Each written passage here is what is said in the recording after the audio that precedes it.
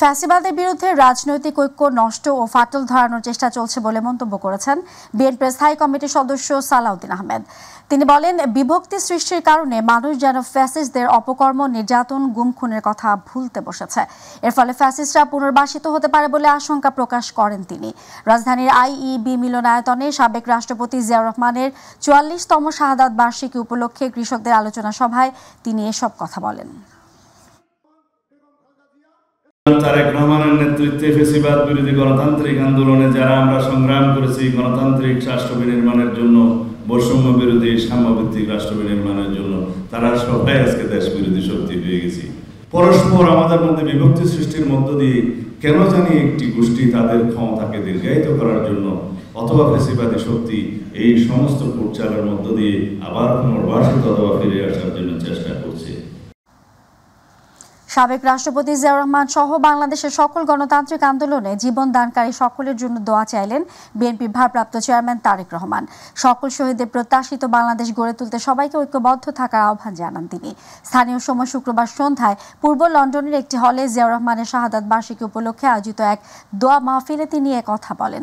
তিনি আরও বলেন, শহীদ রাষ্ট্রপতি জিয়াউর রহমান যেমন বাংলাদেশে বহুদলীয় গণতন্ত্র প্রতিষ্ঠা করেছিলেন, পরবর্তীতে বিভিন্ন সময় বিভিন্ন ষড়যন্ত্রের মাধ্যমে বাংলাদেশের গণতন্ত্রের গতিকে প্রতিরোধ করা হয়েছিল। বাংলাদেশের গণতন্ত্রকে প্রতিষ্ঠিত করার জন্য, এই দেশকে স্বাধীন করার জন্য যেখানে যত মানুষ আত্মহত্যা দিয়েছেন জীবন, যেখানে যত মানুষ বিভিন্নভাবে ক্ষতিগ্রস্ত হয়েছেন, প্রত্যেকের জন্য আমরা আল্লাহর দরবারে দোয়া চাইব। যে মানুষগুলো গণতন্ত্রকে, মানুষের অধিকারকে প্রতিষ্ঠিত করার জন্য তাদের জীবনকে আত্মহত্যা দিয়েছেন, আমরা যাতে তাদের সেই আকাঙ্ক্ষাকে পূরণ করতে পারি। জামায়াত ইসলামের নায়েবে আমির অধ্যাপক মুজিবুর রহমান বলেছেন, যারা যেন তেনভাবে ডিসেম্বরের মধ্যে নির্বাচন চায় তাদের সঙ্গে জামায়াত একমত নয়। জামায়াত সবার আগে চায় দুর্নীতিবাজ ও গণহত্যাকারীদের বিচার। এজন্য বলা হয়েছে আগে বিচার, তারপর সংস্কার এবং সর্বশেষ নির্বাচন হবে। দুপুরে কিশোরগঞ্জ জেলা শহরের পুরাতন স্টেডিয়ামে আয়োজিত কর্মী সম্মেলনে প্রধান অতিথির বক্তব্যে তিনি এসব কথা বলেন। অধ্যাপক মুজিবুর রহমান বলেন, যারা অন্যায়ভাবে হত্যা করেছে ওই দল ও তাদের সঙ্গে যারা জড়িত সকলের বিচার হওয়া উচিত। যারা বিচার চায় না, শুধু দ্রুত নির্বাচন চায়, জামাত তাদের সঙ্গে নেই। আগে বিচার হবে, এরপরে সংস্কার হবে, এরপরে নির্বাচন হবে। এখানে শুধু তাড়াতাড়ি নির্বাচন চাই, সংস্কার চাই না। আপনারা বলেন, আগের মতো যদি নির্বাচন হয়, এই নির্বাচনের দরকার আছে? নির্বাচনের জন্য জামাত ইসলামী রাজনীতি করে, এটা ঠিক, কিন্তু যেন তেন কোনো একটা নির্বাচন বাংলাদেশে আর হতে দেওয়া হবে না।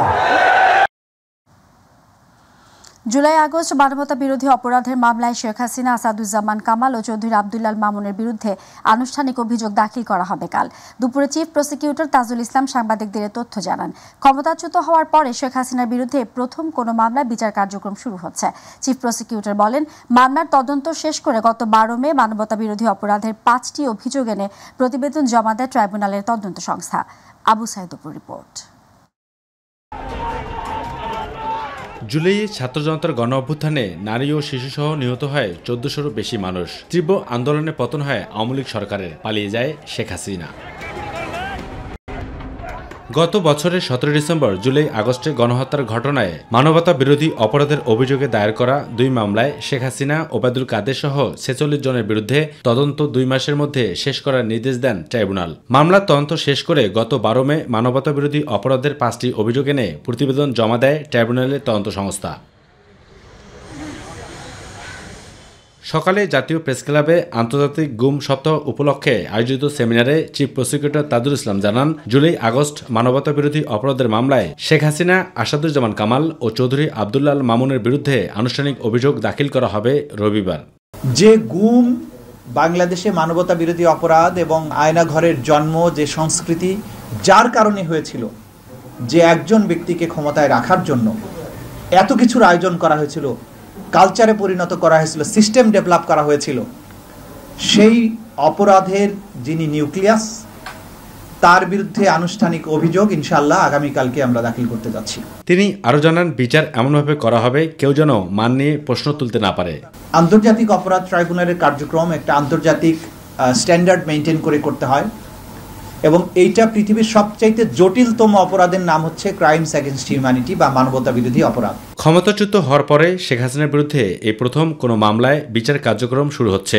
আর আন্দোলনের সময় শেখ হাসিনার কথোপকথনের দুটি অডিও রেকর্ড এবং জুলাই আগস্টে বিভিন্ন স্থানে সংঘটিত ঘটনাগুলোর ভিডিও ট্রাইব্যুনালে প্রমাণ হিসেবে উপস্থাপন করা হবে। আবু সেতপু, মাইটিভি, ঢাকা। নিবন্ধন ও প্রতীক ফিরে পেতে জামায়াত ইসলামের করা আপিলের রায় আগামীকাল। এ বিষয়ে রায়ের জন্য প্রধান বিচারপতি সৈয়দ রেফাত আহমেদের নেতৃত্বাধীন 4 সদস্যের বেঞ্চের কার্যতালিকা 1 নম্বরে রয়েছে। জামায়াতের আইনজীবী অ্যাডভোকেট শিশির মনির আশা প্রকাশ করেন, রোববার নিবন্ধন ও প্রতীক দুটিই ফিরে পাবে জামায়াত। আতিকুর রহমান তিতাসের রিপোর্ট। এক রিট আবেদন নিষ্পত্তি করে 2013 সালের 1 আগস্ট জামায়াত ইসলামের নিবন্ধন বাতিল ও অবৈধ ঘোষণা করে রায় দেন হাইকোর্ট। এরপর 2018 সালের 7 ডিসেম্বর বাংলাদেশ জামায়াত ইসলামের নিবন্ধন বাতিল করে প্রজ্ঞাপন জারি করে নির্বাচন কমিশন। পরে হাইকোর্টের রায়ের বিরুদ্ধে আপিল করে জামায়াত ইসলামী। এরপর তৎকালীন প্রধান বিচারপতি ওবায়দুল হাসানের নেতৃত্বাধীন 6 বিচারপতির আপিল বিভাগ ডিসমিস ফর ডিফল্ট বলে আপিল খারিজের আদেশ দেন। ফলে রাজনৈতিক দল হিসেবে বাংলাদেশ জামায়াত ইসলামের নিবন্ধন অবৈধ ঘোষণা করে হাইকোর্টের দেওয়া রায় বহাল থাকে। ছাত্র জনতার গণঅভ্যুত্থানে আওয়ামী লীগ সরকারের পতনের পর গত বছরের 22 অক্টোবর রাজনৈতিক দল হিসেবে জামায়াত ইসলামীর বাতিল হওয়া নিবন্ধন ফিরে পেতে খারিজ হওয়া আপিল পুনরুজ্জীবিত করে দেন দেশের সর্বোচ্চ আদালতের আপিল বিভাগ। এর ফলে নিবন্ধন ও দলীয় প্রতীক ফিরে পেতে জামায়াতের আইনি লড়াই করার পথ খুলে যায়। গত 12 মার্চ রাজনৈতিক দল হিসেবে জামায়াত ইসলামের বাতিল হওয়া নিবন্ধন ফিরে পেতে আপিল শুনানি শুরু হয়। গত 14 মে জামায়াত ইসলামের বাতিল হওয়া নিবন্ধন ও প্রতীক ফিরে পেতে আপিলের শুনানি শেষ হয়। এ বিষয়ে রায় ঘোষণার জন্য 1 জুন দিন ধার্য করা হয়। প্রধান বিচারপতি ডক্টর সৈয়দ রেফাত আহমেদের নেতৃত্বে 4 বিচারপতির আপিল বেঞ্চ এ রায় ঘোষণা করবেন। জামায়াত ইসলামী তার নিবন্ধন ফেরত পাবে ইনশাআল্লাহ, এবং একই সাথে বাংলাদেশের রাজনীতিতে জামায়াত ইসলামী নতুন উদ্যমে নতুনভাবে মানুষের সাপোর্ট নিয়ে মেজরিটির ভিত্তিতে বাংলাদেশের রাজনীতিতে গুরুত্বপূর্ণ ভূমিকা পালন করবে। রায় ঘোষণার জন্য জামায়াতের নিবন্ধন মামলাটি কার্যতালিকার শীর্ষে রয়েছে। আতিকুর রহমান তিতাস, মাইটিভি। ক্ষমতায় থাকার জন্য শেখ হাসিনা যেভাবে দেশের স্বার্থ জলাঞ্জলি দিত, অন্তর্বর্তী সরকারও সেদিকে যাচ্ছে কিনা সে প্রশ্ন রেখেছেন বিএনপি স্থায়ী কমিটির আমির খসরু মাহমুদ চৌধুরী। তিনি বলেন, নির্বাচনের দিকে না নিয়ে অন্য সব সিদ্ধান্ত নেওয়া নির্বাচনকে বাধাগ্রস্ত করার কৌশল। এ সময় অন্যান্য রাজনৈতিক নেতৃবৃন্দ বলেন, করিডোর ইস্যু এতটাই বৃহৎ যে এটা নিয়ে রাষ্ট্রে যেন তেন কথা বলার সুযোগ নেই। মাহবুব সৈকতের রিপোর্ট। রাজধানীর সিড্রাপ মিলনায়তনে করিডোর ইস্যুতে বিভিন্ন ক্ষেত্রের বিশেষজ্ঞ ব্যক্তিরা ছাড়াও অংশ নেন রাজনৈতিক দলের শীর্ষ নেতারা। আমরা আমাদের দাবি পরিষ্কারভাবে বলেছি যে মানবিক করিডোরের নামে আসলে কি হচ্ছে তা দেশবাসীর কাছে স্পষ্ট করতে প্রধান উপদেষ্টার প্রতি আহ্বান জানান রাজনৈতিক নেতৃবৃন্দ। যদি এই সরকারের আসলে এই রকমের একটা সেনসিটিভ গুরুত্বপূর্ণ বিষয়ে আমার মনে হয় যে যাওয়ার দরকার ছিল না। প্রফেসর ইউনূস যদি এটা ক্লিয়ার করেন অ্যাকচুয়ালি আসলে কি, এটা জানলে আমাদের জন্য ভালো হবে। কারণ আমরা যে করিডোর বলছি, যে করিডোর তো একটা আছে, হিউম্যান করিডোর, নাহলে এগুলো রোহিঙ্গা আসলো কোন দিকে? বাংলাদেশকে কোনোভাবেই প্রক্সি ওয়ারের দিকে নিয়ে যাওয়া যাবে না এবং বিগ পাওয়ারের ভিকটিমেও পরিণত করতে দেয়া হবে না বলে জানিয়ে দেন বিএনপির স্থায়ী কমিটির সদস্য আমির খসরু মাহমুদ চৌধুরী। প্রক্সি ওয়ারে যাব, বাংলাদেশ ক্যানট অ্যাফোর্ড ইট। আমরা বিগ পাওয়ার কম্পিটিশনের ভিকটিম হব না। করিডোর ইস্যু নির্বাচনকে বাধাগ্রস্ত করার কৌশল কিনা সে প্রশ্নও তোলেন বিএনপির স্থায়ী কমিটির এই সদস্য। শেখ হাসিনা যেভাবে রাষ্ট্রের স্বার্থ জলাঞ্জলি দিয়ে, বাংলাদেশের মানুষের স্বার্থ জলাঞ্জলি দিয়ে ক্ষমতায় থাকার জন্য সবকিছুর সাথে কম্প্রোমাইজ করে সেই ফলভাবে অন্যান্য রাষ্ট্রের ইন্টারেস্ট সার্ভ করতে, আপনি কি সেদিকে কোন দিকে যাচ্ছেন? এই প্রশ্ন তুলতেই পারে, কারণ কোন যুক্তিতে আমরা এখানে যাওয়ার কোনো সুযোগ। দেশের নিরাপত্তার বিষয়টিকে সামনে রেখে সম্মিলিত সিদ্ধান্তের বাইরে গিয়ে করিডোরের বিষয়ে সরকারকে কোনো পদক্ষেপ না নেয়ারও আহ্বান জানান বক্তারা।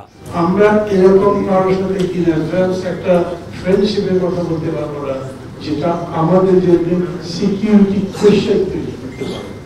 সব মিলে আমি মনে করি এইটা নিয়ে আমাদের অনেক বেশি আলোচনা করার দরকার নাই। এই জন্য যে ক্ষেত্রে মানবিক করিডোর শেষ পর্যন্ত একটা সামরিক করিডোরে পর্যবেসিত হয়েছে, দেশের জন্য নতুন নতুন বিপদ ডেকে নিয়ে আসতে হয়। আমরা খাল কেটে নিশ্চয়ই কুমিরে আমরা আনবো না, এটা সতর্ক থাকা দরকার। মাহবুব সৈকত, মাইটিভি, ঢাকা।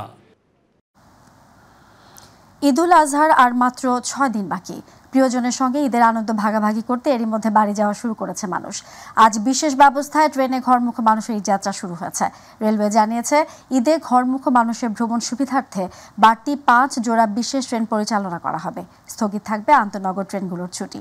আফজাল হোসেনের রিপোর্ট। ঈদের দীর্ঘ ছুটি পেয়ে শেকড়ের টানে ঘরে ফিরতে শুরু করেছেন রাজধানীবাসী।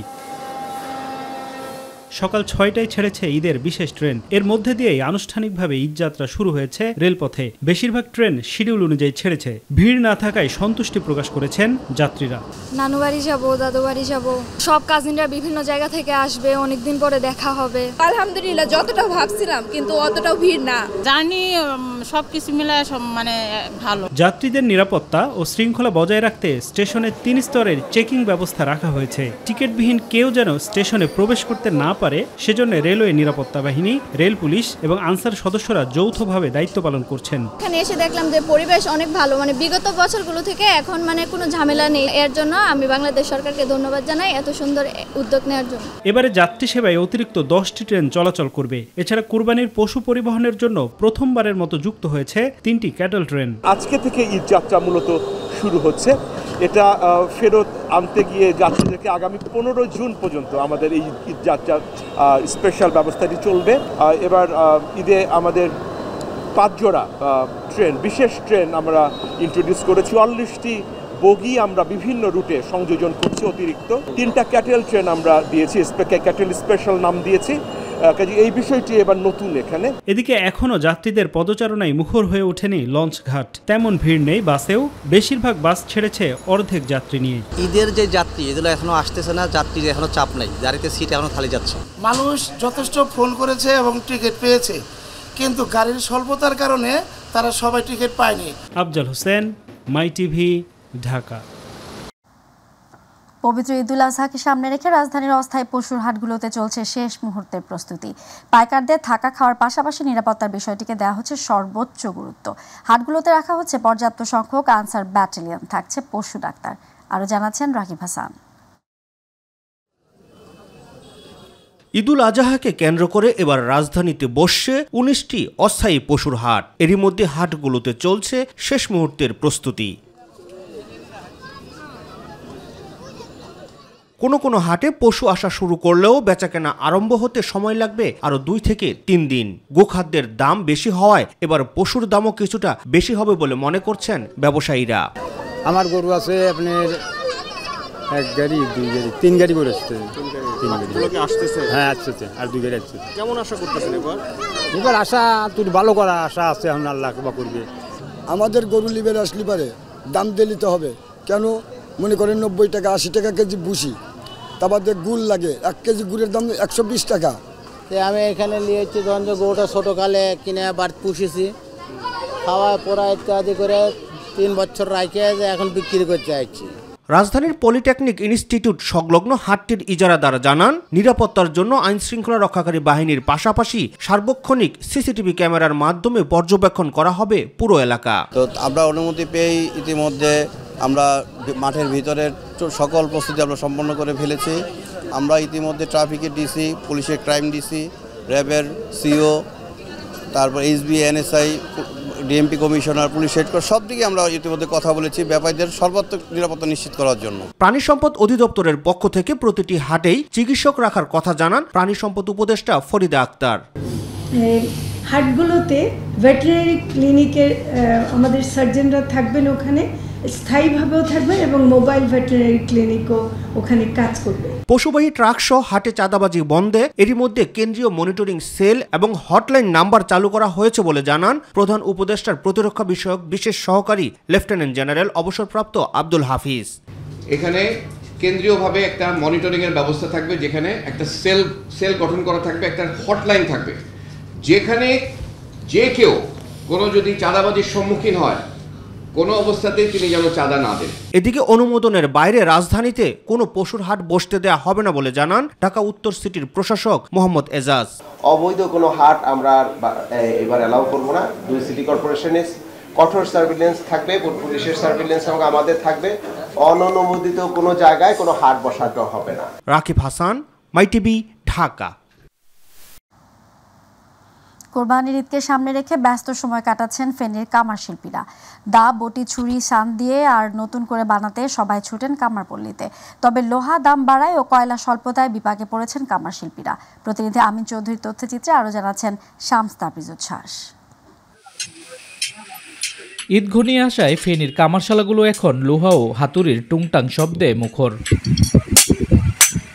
সারা বছর তেমন কোনো কাজ না থাকলেও কুরবানির ঈদ আসলে বাড়ে চাহিদা, তাই আয়ের আশায় তপ্ত আগুন আর লোহার সাথে দিন কাটছে কর্মকারদের। বর্তমানে লোহার দাম বৃদ্ধি ও কয়লা স্বল্পতার কারণে তৈরি পণ্যের মূল্য নিয়ে শঙ্কায় তারা। আমাদের কয়লার দাম বাড়তি, কারিগরের দাম বাড়তি, পায়খানার দোকানের যে সিকিউরিটি, দোকান ভাড়া, সবকিছু মিলিয়ে মানে আমরা একটু পেরেশানির মধ্যে আছি। সারা বছরে বেকার, মানে কোরবানি আইলে 5-6 দিন কাজ থাকে, আর না হলে বেকার চলতে হয়। বছরে একবার ঈদ আসে, এই সময় আমরা কাজ করি, অন্য সময় আমরা বেকার বসে থাকি। বাপ দাদারা এগুলো করে আছে, আমরা করি, কাস্টমারের তো কিছু চাইতে পারি না, বেশি দিতে দেও না। পশু জবাই সহ মাংস ও হাড্ডি কাটার জন্য প্রয়োজন হয় দা ছুরির, তাই লোকজন দা ছুরি বানাতে কিংবা শান দিতে দ্বারস্থ হচ্ছেন কামারদের দোকানে। তবে তারা বলছেন গেল বছরের তুলনায় এবার দাম কিছুটা বাড়তি। গরু জবাই কাটাছিড়া করার জন্য নতুন কিছু আমরা সরঞ্জাম কিনি এবং পুরাতন কিছু সরঞ্জাম আমরা আবার রিফারিং করার জন্য দিই। বাসায় কিছু পুরাতন কিছু দা,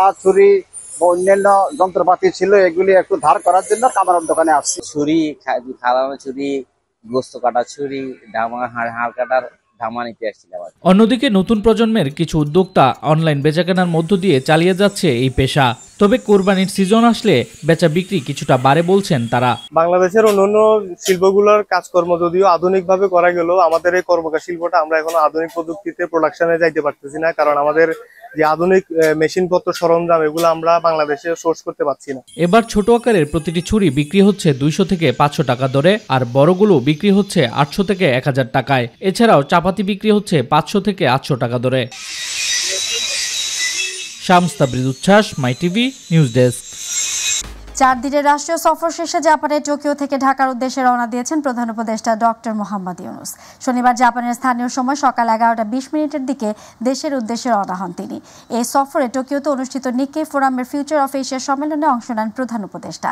পাশাপাশি দেশটির প্রধানমন্ত্রী শিগেরু ইশিবার সঙ্গে ডক্টর মোহাম্মদ ইউনূসের দ্বিপক্ষীয় বৈঠকে অংশ নেন। এতে পারস্পরিক স্বার্থ সংশ্লিষ্ট বিষয় নিয়ে আলোচনা করেন দুই সরকার প্রধান। এছাড়াও অর্থনৈতিক, বিনিয়োগ ও অন্যান্য সহযোগিতা নিয়ে 6টি সমঝোতা স্মারক স্বাক্ষর করেছে বাংলাদেশ ও জাপান।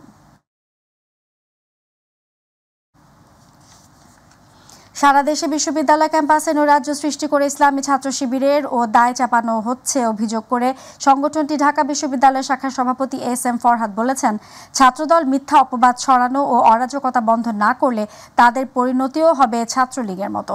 বিকেলে শাহবাগে ঢাকা মহানগরী ছাত্র শিবির আয়োজিত মানববন্ধনে তিনি এসব কথা বলেন।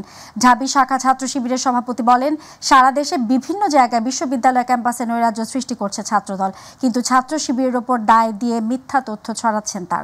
80 দশকে আপনারা যেভাবে হত্যাকাণ্ড চালিয়েছেন, ইসলামী ছাত্র শিবিরের 22 জন ভাইকে আপনারা হত্যা করেছেন, বর্তমান বাংলাদেশে আপনারা সেই সন্ত্রাসী কার্যক্রম চালাতে পারবেন না।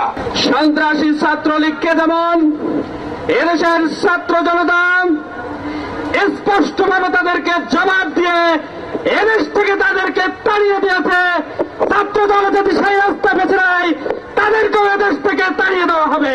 যদি আপনারা আপনাদের দলীয় প্রধানের নির্দেশনা শিবিরের উপর দায় দিয়ে দাও, সেই প্র্যাকটিস ফলো করতে থাকেন, তাহলে অপেক্ষা করেন, এই বাংলার ছাত্র জনতা আপনাদেরকে দেখবে ইনশাআল্লাহ।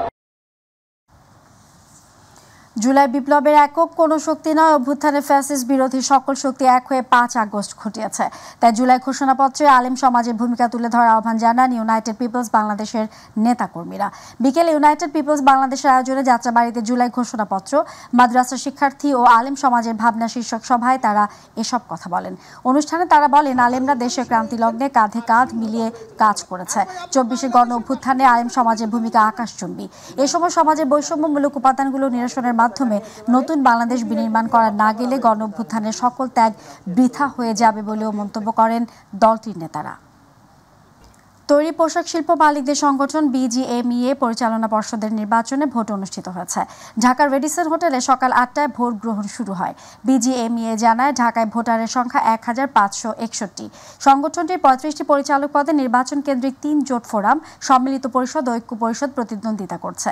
তবে ভোটে মূল প্রতিদ্বন্দ্বিতা হবে ফোরাম ও সম্মিলিত পরিষদের মধ্যে। এই দুই প্যানেল ঢাকা ও চট্টগ্রামে সব পদে প্রার্থী দিয়েছে। অন্যদিকে ঐক্য পরিষদের প্রার্থী মাত্র 6 জন। মোট প্রার্থী 76 জন। এবার ভোটার হয়েছেন মোট 1864 জন। এর মধ্যে ঢাকায় 1561 ও চট্টগ্রামে 303 জন ভোটার।